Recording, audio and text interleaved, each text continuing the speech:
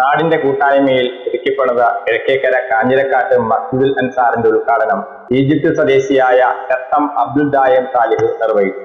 ഭക്തിനിർഭരവും ആഹ്ലാദകരവുമായ ചടങ്ങിൽ നൂറുകണക്കിന് വിശ്വാസികളും ജാതിമത വ്യത്യാസമില്ലാതെ നാട്ടുകാരും പങ്കാളിയായി.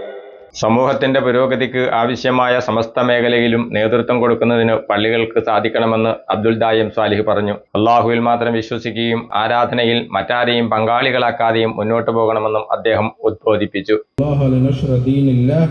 وكانت للمساجد روحا تفرض نفسها في البلاد الإسلامية ولقد كانت المساجد في الحجاز والشام ومصر وبغداد والأندلس مصادر لخير كبير ونشر مبادئ الإسلام العظيم.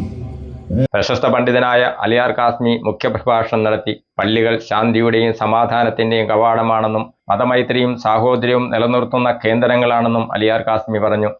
അതൊരു വിശുദ്ധമായ സങ്കേതമാണ്.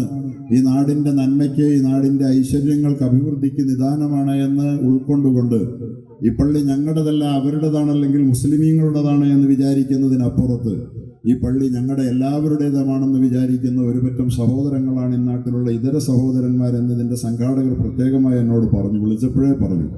അക്കാര്യം പ്രത്യേകം ഇന്നത്തെ കാലത്ത് എത്ര പ്രസക്തമാണ് എന്ന് ഞാൻ ഓർക്കുകയാണ്.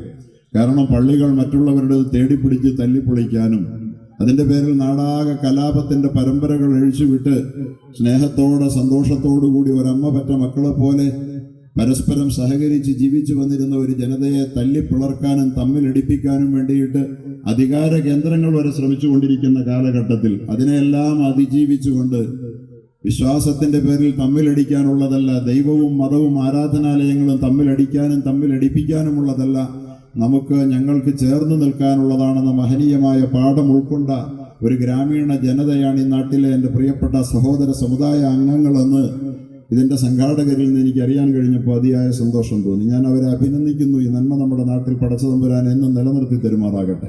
സയ്യിദ് സൈഫുദ്ദീൻ തങ്ങൾ പ്രാർത്ഥനയ്ക്ക് നേതൃത്വം നൽകി. പള്ളികളുടെ പരിപാവനത നശിപ്പിക്കുന്ന ഒരു പ്രവൃത്തിയും ഉണ്ടാകാതെ സൂക്ഷിക്കണമെന്ന് സൈഫുദ്ദീൻ തങ്ങൾ ഓർമ്മിച്ചു.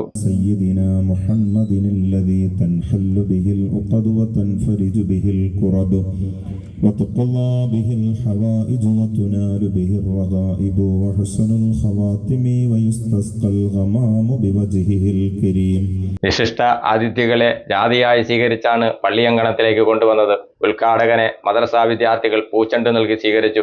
യോഗത്തിൽ ഷർഫ് പി.എ അധ്യക്ഷത വഹിച്ചു. കരീം മൗലവി ഖിറാഅത്തും ഷഫീൻ ബാബ സ്വാഗതവും പറഞ്ഞു. ഫനാസ് ഫരീദ്, ബഷീർ മുഹമ്മദ്, ഷാഹിദ് അസീസ്, ശംസുദ്ദീൻ നെടുമണ്ണിൽ, ടി.എം. അലീബ കവി, ഇബ്രാഹിം മൗലവി തുടങ്ങിയവർ ആശംസകൾ അർപ്പിച്ചു. കരാറുകാരൻ തങ്കൻ ഉൾപ്പെടെ വിവിധ നിർമ്മാണ പ്രവർത്തനങ്ങൾ ഏറ്റെടുത്ത വ്യക്തികളെ ചടങ്ങിൽ മെമന്റോ നൽകി ആദരിച്ചു.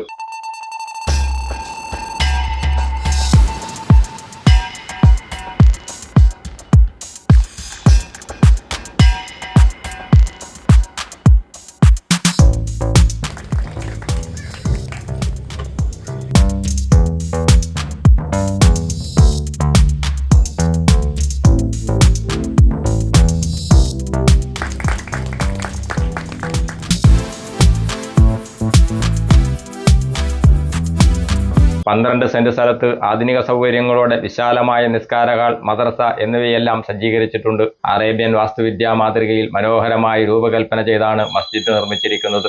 മസ്ജിദ് പൂർത്തിയായതോടെ പ്രദേശവാസികളുടെ 4 പതിറ്റാണ്ടിലേറെയായ ആഗ്രഹമാണ് സബലീകരിച്ചതെന്ന് പള്ളി പരിപാലന സമിതി ഭാരവാഹികൾ പറഞ്ഞു. ഉദ്ഘാടനത്തിന് മുന്നോടിയായി ജാതിമത ഭേദമന്യേ എല്ലാവർക്കും പള്ളി കാണുന്നതിന് അവസരവും ഒരുക്കിയിരുന്നു. മലനാട് വാർത്ത യൂട്യൂബ് ചാനൽ സബ്സ്ക്രൈബ് ചെയ്യുക, ബെൽ ഐക്കൺ അമർത്തുക.